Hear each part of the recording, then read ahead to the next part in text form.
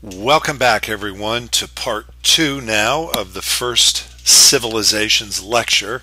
We will pick up where we left off by considering the example of Mesopotamia, more specifically that region of southern Mesopotamia, which oriented around the lower Tigris and Euphrates rivers, that lower region that we call Sumer.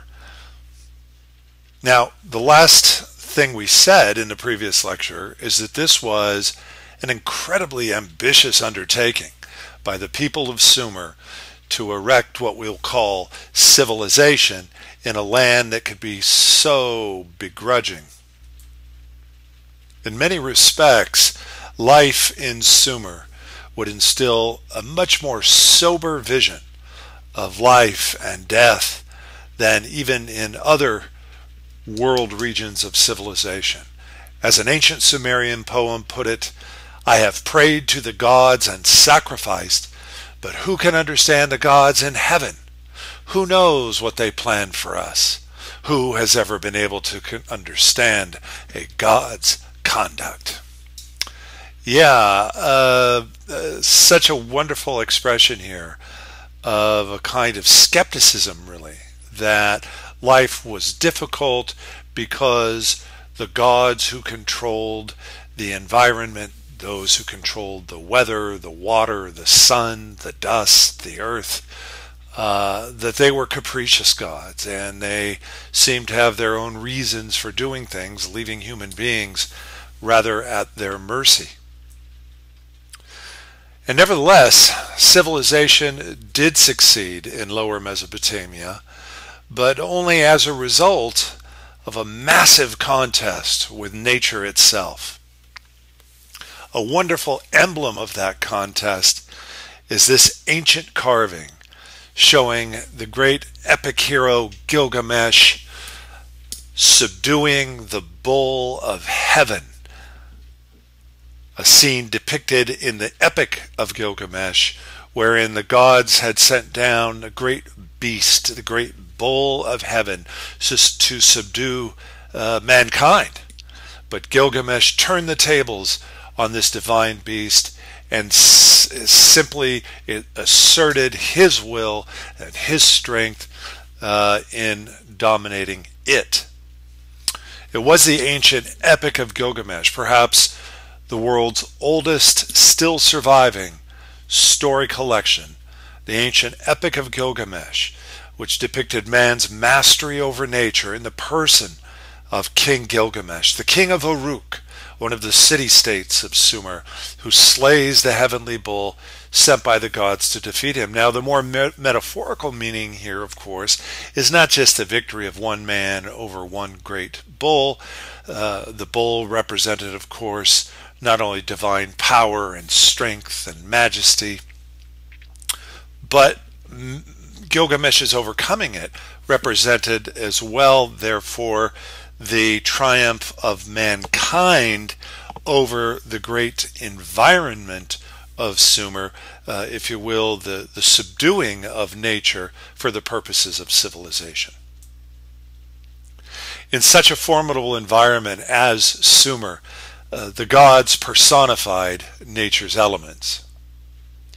As the historian Armesto says, in Lower Mesopotamia, where the first big city sprang up around 3000 BCE, the rivers fell through a parched landscape from a distant land of rain, like trickles across a window pane. And true, summers in Sumer were simply too dry for crops. Thus cities had to rely on winter crops of wheat and barley and onions and chickpeas and sesame. Water itself was personified as the god Enki. But Enki was a distant god, residing far to the north, and it was only through his tributaries of the Euphrates and the Tigris rivers that his blessings could be brought to the people of the south.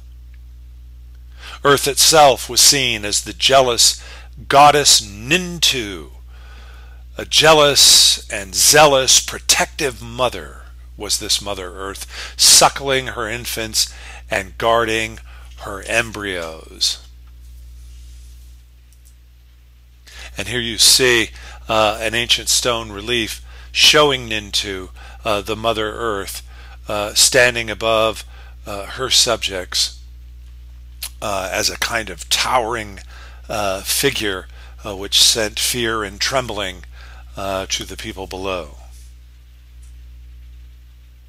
And great monuments were built in Sumer to pacify and please these powerful deities of nature, who, it was generally assumed, had human-like emotions and egos and vanities, and who could be pacified and appeased with sufficient sacrifice and sufficient loyalty and adoration. And the great monuments of Sumer, the so-called Ziggurats, were great pyramidal structures built with sun-baked bricks made from the clay of the hard ground of Sumer. They served as temples and shrines and were administered by priests. They also served as lookouts against invaders or as high points during floods. The ziggurat, it seemed, served a variety of purposes. In other words, reflecting the majesty of the state, the wherewithal of the ruler to muster sufficient labor and skill, but also a testament to man's adoration of the gods and the power of nature itself. And in a pinch, as lookout towers to patrol the horizons against invaders. The ziggurat of Ur being one of the great city-states of Sumer, where civilization took root. Now note, this is a recreation done in the time of modern Iraq, a recreation of the original ziggurat of Ur. Here you see it from yet another perspective. So these structures were built roughly at the same time as the great pyramids of Egypt, and employing a different technology, different materials. Instead of rock-cut blocks like you see in Giza in Egypt, here we have sun-baked bricks. But nevertheless, a kind of rough similarity in terms of the base, the pyramidal base, but distinctive for the region of Sumer, set apart from the Nile River Valley, or the ziggurats then of ancient Mesopotamia. The traditions of pacifying nature ran deep, even before the rise of civilization, with the first plows that broke the hard earth of southern Mesopotamia. And already by 5000 BCE, farmers were domesticating oxen and using these beasts of burden to pull plows, and thus drawing deeper furrows into the earth. This was an extraordinary technological leap, if you think about it, because given the hard ground, the clay-baked ground, to be able to cut into it and overturn it and mix into it the alluvial soils of the riverbed required more than just human muscle power. It required the greater strength of domesticated animals like oxen, but also the metallurgy of the plow, the devising of the ancient plow, which was a great technological leap forward, because not only did it harness the power of animals, but it made it possible for a greater, more productive agriculture to feed growing populations of people. And everyday life was taken up with these labors of food production, food processing, and ultimately food storage. Again, many of the crops of Sumer were off-season crops. That is, too hot to grow in the summer. They were late fall or winter crops that required storage. Summers were simply too dry, and thus the cities had to rely on these so-called winter crops of wheat and barley and onions and chickpeas and sesame. And to this day, in that part of the world and in the Middle East, if you order a falafel, you're having a wonderful treat that for not just centuries but millennia have been enjoyed by the peoples of that region, made of chickpeas and onion and baked together. A real delight and a staple food for thousands of years in that part of the world. Here you see part of the panel, the famous standard of Ur. We'll talk about it more in a minute, but this 4,000-year-old box with the colorful side depictions now of farming folk, farmers bringing to the city products of tribute, whether carried on their backs or in the form of their domesticated sheep and goats and other herd animals. The two things being inseparable, that is, agriculture and civilization. Now, more than just labor, an intensive reworking of the environment was required via an elaborate irrigation system and series of canals. And scholars have actually reconstructed a map of one of the canal regions showing where the basic flow of water was directed through a series of connecting channels, channels that could bring water not only to the central fields where crops are being grown, but also to the smaller parcels of land and ultimately inside the gates of the city where people could use it for bathing and such. But this map was not simply a projection of a plan, centuries or millennia after the fact. It's actually based on what's thought to be one of the world's oldest maps, again, on the baked clay, so familiar to the Mesopotamian city-states, the abundance of clay, which proved suitable for writing, that is, the scratching in of figures, cuneiform figures, but also in this case, a kind of architect's map, a landscape architect, 4,000 years ago. The beginnings of city planning and irrigation. In other words, an extraordinarily sophisticated rendering of what would be the city landscape with its canals and its irrigation and its agriculture in a kind of self-contained system, really, of labor and crops and technology and architecture. All of this, of course, was expensive and extraordinarily time-consuming and took a high degree of organization.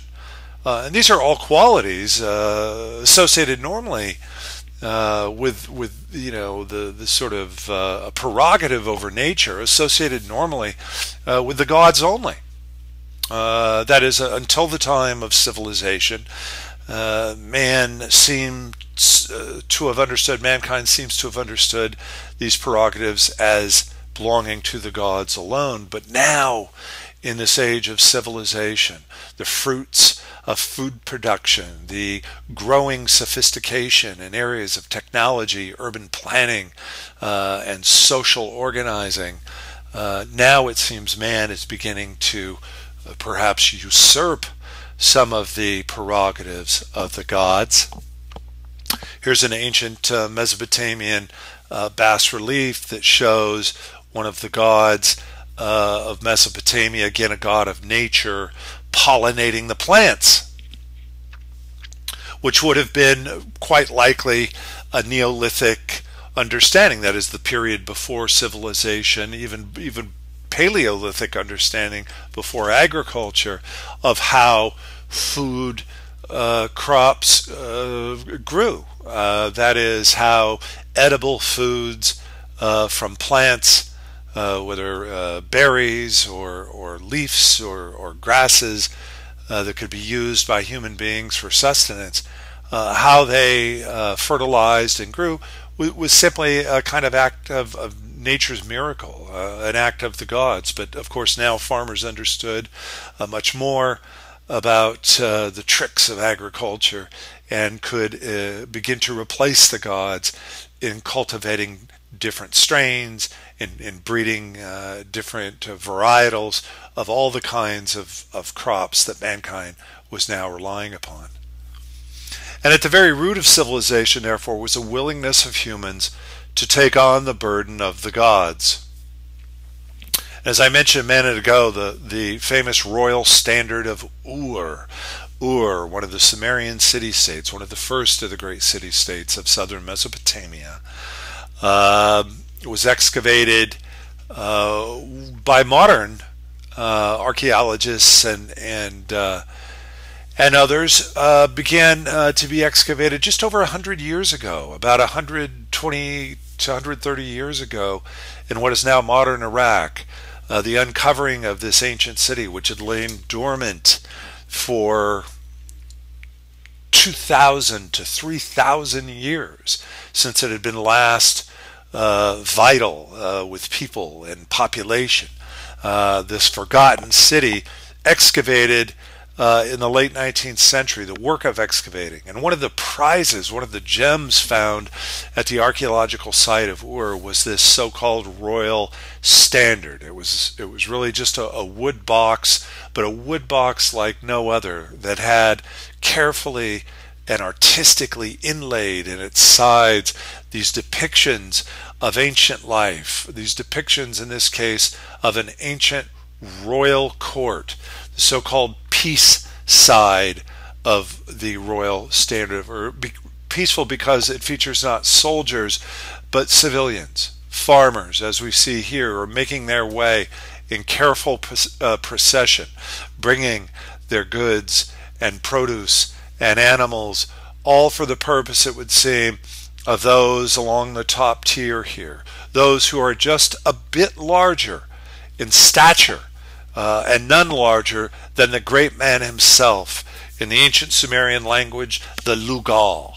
That's spelled L-U-G-A-L. The Lugal was the Sumerian king figure. The word translates literally as great man, and the Lugal was indeed the great man of the city-state, who, along with his governing ministers and associates, could now command, among other things, tribute and taxation from the farmers. It was, after all, based largely on the produce of a city's agriculture that a city compiled its first treasury, its first wealth. And yet, how it's depicted here, at least, is that the paying of tribute, the paying of taxes, was seen as a kind of solemn civic duty.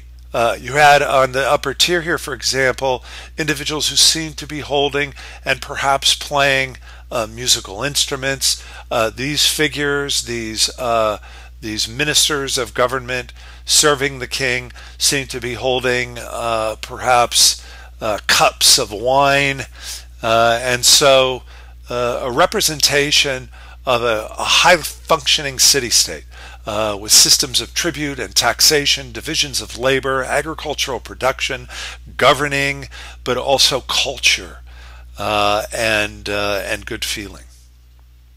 Were it always the case, I suppose, with government, that we should feel so connected, so civically connected. Yet, concentrated supplies of food in farmers' storage bins and jars made the rise of cities and states possible. So yes, fronted by a king, fronted by government ministers, by priests and other elites, nevertheless, it was the basic capacity to store food, to stockpile supplies throughout the non-growing seasons, and to feed the population, ultimately, that gave a city not only its wealth, but gave a king his authority. So the humble earthenware jar was as much a player, you might say, the ceramic representative of a city's capacity to live. Mesopotamia was the hub of a long-distance trading network, one of the really thrilling finds by modern scholars has been evidence of the trade routes that protected or were protected by and exploited by the edicts of powerful rulers in the city-states, where the agriculture, the wealth, and even the military influence was concentrated. And so you see here the familiar region of Mesopotamia, each of these dots representing one of the great city-states of Sumer in the south, and the ultimate growth of city-states to the north. You see the Nile River Valley here of Egypt, with Memphis, for example, one of the dominant towns of the Nile River Valley. But you see here too the Indus River Valley, the Harappan civilization, the location of Mohenjo-Daro. We saw the excavation of Mohenjo-Daro earlier in this lecture. And where you see lines from the Nile River Valley, the Tigris and Euphrates River Valley, to the Indus River Valley, from modern-day Africa through the Middle East to modern-day India and Pakistan, not to mention the northern regions here, Anatolia on the shores of the Black Sea, and even the Greek Isles and Greek mainland of the Mediterranean.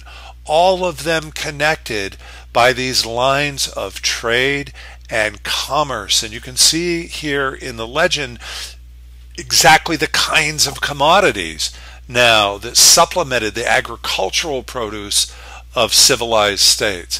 Everything from precious stones like alabaster and dolerite and flint, to construction materials like granite and limestone, to the implements of tool making such as iron and tin and copper, which would go into the making of bronze tools and such, to the purely ceremonial, the brilliant blue stone of lapis lazuli that came from the distant east here.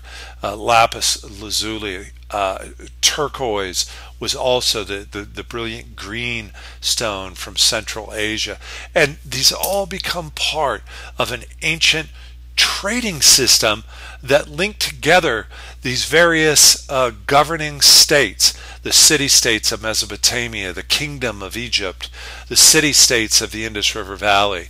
And whether it was across land or by coastal trade here in the Arabian Sea, in the Persian Gulf, or even in the Red Sea, you think now 4,000 years ago, the beginnings of what we might call a global commerce. So yes, precious and semi-precious stones and minerals reflected decisions about the environment and its value to human society, assigning great value to that which was found, whether stones or metals or wood, found among the inventory of nature itself, and assigned value by human beings to underwrite the rise of civilization. And those who could made claims far beyond the crop field. The Lugal, the great men of Mesopotamia, depicted here now on the opposite side of the royal standard of Ur, where we saw before the peace side of the civic tradition of the paying of tribute and taxes. Now we see the war side of the royal standard of Ur, and it doesn't take long to understand why historians call it the war side. You still have the Lugal, the great man, the largest figure depicted along the top row. But now he is surrounded by not government ministers necessarily, but men who appear to be soldiers, army generals and lieutenants who have come to represent the armed force of the city-state. The technology of the military was also evident, whereas farmers domesticated oxen to pull plows, soldiers domesticated horses to pull war chariots. There still is a kind of procession, but now a procession to show the great man the subservience of his surrounding neighbors, that is, those over whom he could command the paying of taxes and tribute. And finally, in the bottom panel, in case you missed the message, that those who resisted or those who refused to pay now would be visited upon by the cavalry and soldiery of the Lugal, who would bring a force of arms now unprecedented in human history, organized on the scale of a city-state, subdivided according to ranks and to skill and to mission. You see here the cavalry horses pulling the war wagons, literally running over the top of the hapless victims. And so what do we want to say about this? We want to say that just as you get the beginnings of trade, just as you get the beginnings of monumental architecture with civilization, so too do you get the beginnings of organized warfare on a large scale. Wealthier and fortified cities allowed for specialized labor and manufacturing, including soldiers and weapons, offering protection to peasant farmers who produce the food crops. Why do we have protection in quote marks here?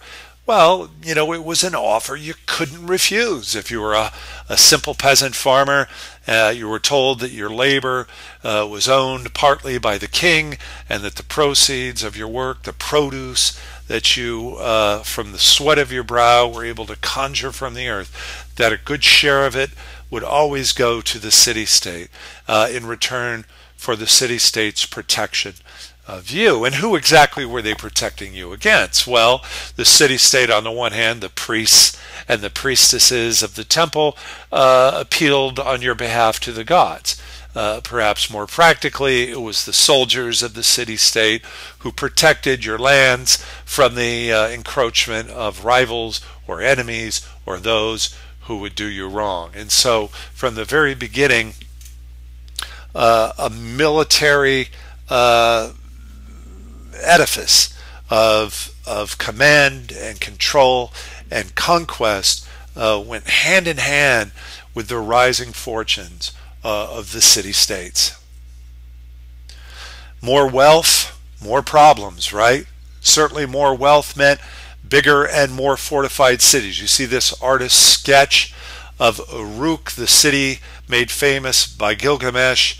Gilgamesh was both a figure of literature, a figure of myth, but also, according to the king lists of Mesopotamia, at one time an actual ruler of Uruk, famous mostly for the construction of the great walls of that city, which was remembered and immortalized in the epic named for Gilgamesh. In Uruk, says the epic, he built walls, a great rampart, and the temple of blessed Iana for the god of the firmament, and for Ishtar, the goddess of love. Look at it still today. The outer wall where the cornice runs, it shines with the brilliance of copper, and the inner wall, it has no equal. Climb upon the wall of Uruk, walk along it, I say, regard the foundation, terrace, and examine the masonry. Is it not burnt brick and good? So a kind of adoring testimony to the grandeur of this great ancient city, Uruk, a kind of chamber of commerce advertisement, you might say, for the city and its king. And those who ruled were those who protected nature's gifts, because more food meant more wealth. And so first and foremost, the great man, the Lugal, the ruler, was trusted with the protection of the city's food supply. Over time, of course, that power, that authority,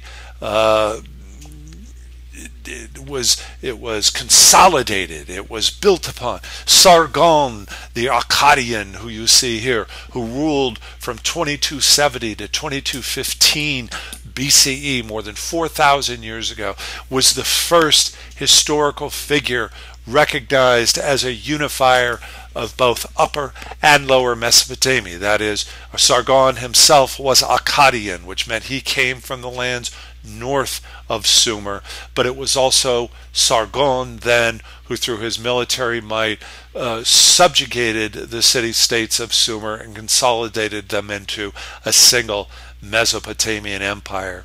And one of the bas-relief carvings bas-relief carvings of Sargon shows him standing like a giant astride various unfortunate victims. This unfortunate fellow with a spear right through his neck, others in various states of death, dying, or surrender.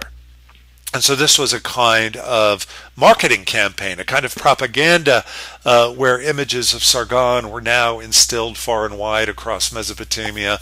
And for the visual learners, certainly the message was unmistakable.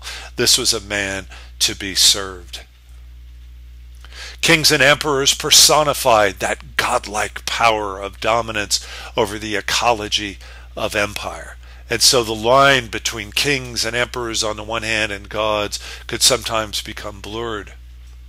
And the same sort of adoration and worship shown to gods would now be turned toward the state and toward its ruler. A good example was the perhaps most famous king of ancient Mesopotamia, that, of course, being the Babylonian king Hammurabi, who ruled about 5 centuries after Sargon did in the city-state of Babylon, which was his capital. He too will extend his authority across much of Mesopotamia. Here he is depicted as receiving the laws directly from the god Shamash. So you see, here is Hammurabi, here is the god Shamash, and it seems that one has switched places with the other, that the royal king had an authority nearly equal to that of the god, and importantly now became the holder of the law. And the law had always been seen as something divine in origin, but now it was governed through the offices of the king. It was the king now who was the lawgiver.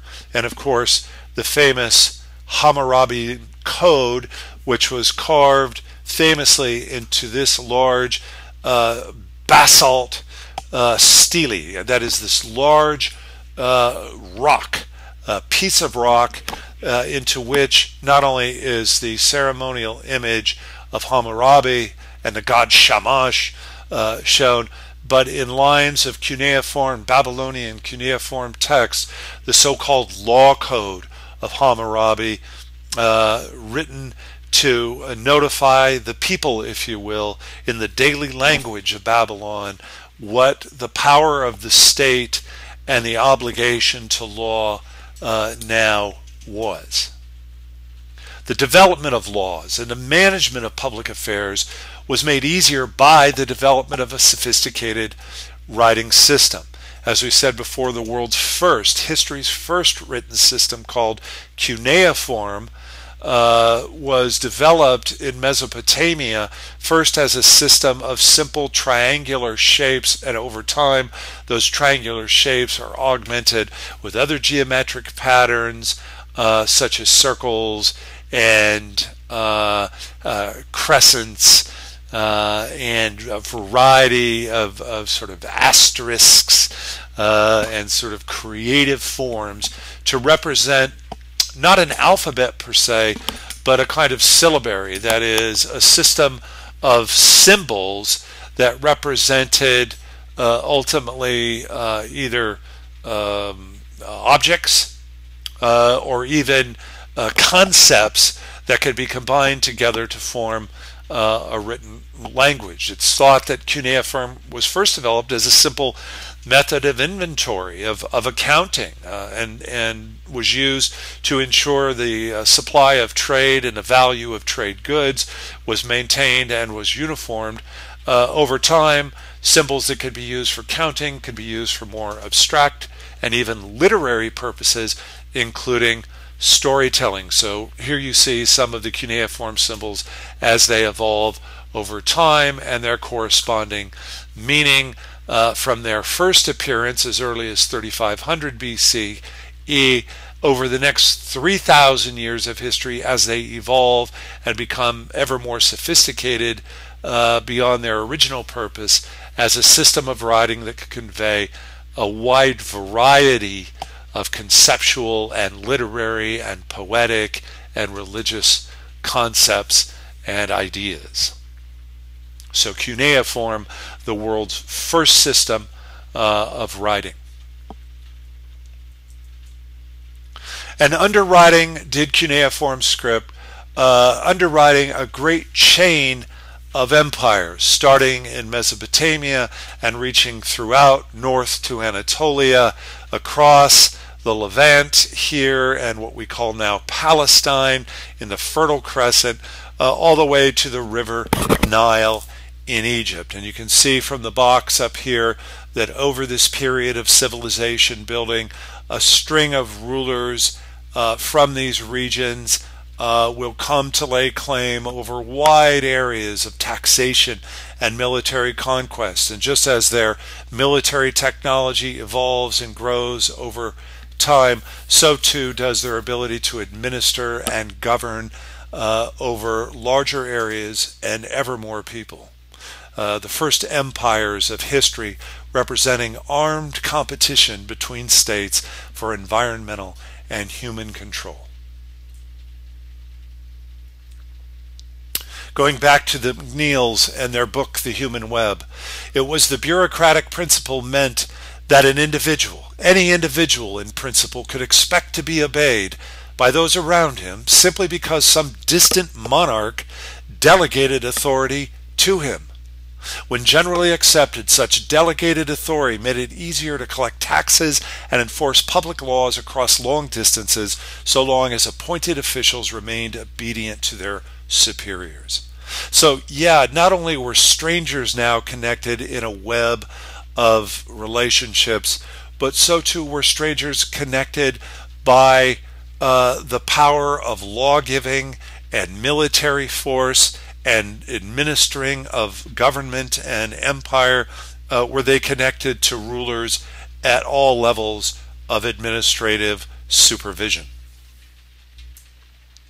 And for 30 centuries, let that sink in for a second, 3,000 years, this system of civilization across Mesopotamia will rule the Fertile Crescent. For 30 centuries, for 3,000 years, this system of civilization with its corresponding forms of government and agriculture and technology and war will lay claim to rule over the land of Mesopotamia by exploiting, always exploiting in a terrific struggle, its complicated environment. 30 centuries of history. But what nature gives to civilization, it pays to remember nature can also take away. I showed you earlier the reconstructed version of the Ziggurats of Ur, the great pyramidal monument built in the city-state of Ur. Here's what it looked like in the 20th century.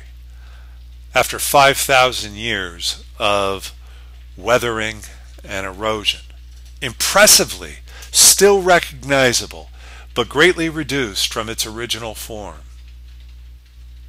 The Ziggurat of Uruk was one of the principal city-states of Sumer, the southern region of Mesopotamia, where urban civilization first developed as far back as 3500 BCE. At its height, during the 2000s BCE, Uruk had a population of 50,000 people, protected by walls that reached 20 feet in height.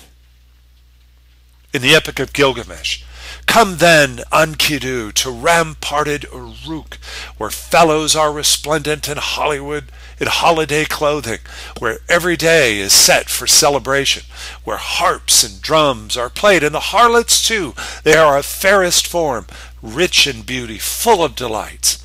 Even the great gods are kept from sleeping at night, said the Epic